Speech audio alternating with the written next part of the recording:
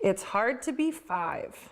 I'm little no more. It can be as simple as family story time with a familiar book, or going hands-on with crafting. In the preschool years, it isn't just a puzzle that's puzzling. In fact, dedicated or incidental, almost any situation can be a learning opportunity. And retired kindergarten teacher Barbara Allison is dedicating herself to helping parents with children in these inquisitive years. Where is it going now? I don't know. Can you figure it out? Turn it around. The most important time for brain development is before kids arrive in kindergarten. Learning can happen in just minutes, but those minutes will add up to be significant by the time we consider the years before a child gets to school. When kids listen to words, parents talking and songs and books, it adds up to about 10 million words a year.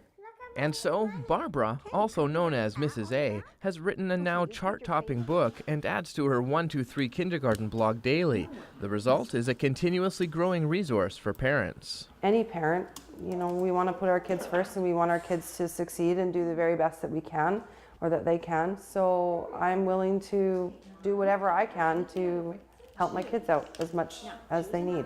Sing a song. Use different voices. As many as 1/3 to 1/2 of children entering kindergarten are vulnerable. No, butterfly voice. A butterfly voice? Well, that'd be really soft, wouldn't it? They're not confident in their own ability to ask questions, to find answers, to look for information in different places. It's really hard for those children to feel comfortable and confident in the setting that is school.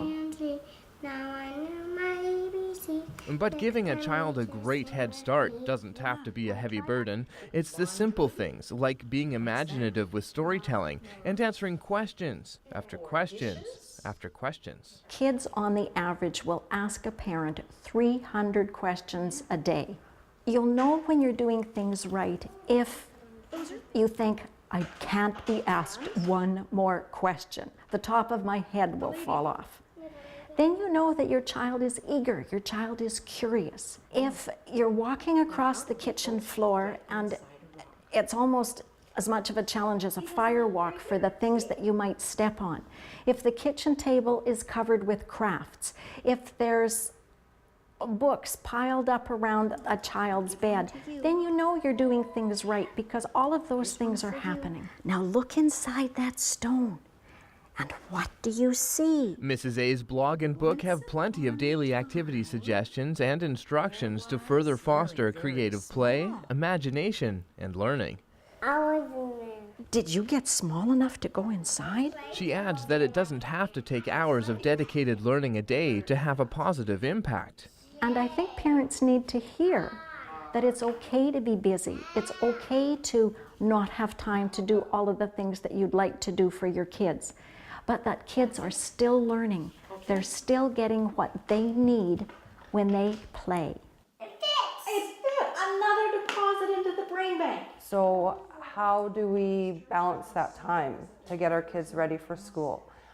So I'm definitely intrigued to learn some of the different tools that Barbara has in her book for me as a busy parent that may not have as much time. For more information on Mrs. A's books and ebooks, and to access her free blog, visit 123kindergarten.com, a resource to truly help prepare for that first year at school. That kindergarten year is really special. It is not a boot camp for grade 1 and for the rest of school. It's the first expansion of their world beyond the family. In Nanaimo, I'm Derek Johnstone. It's hard fun to be 5, so strong and so loud. Give me 5, 'cause I know it. I'm here and I'm proud.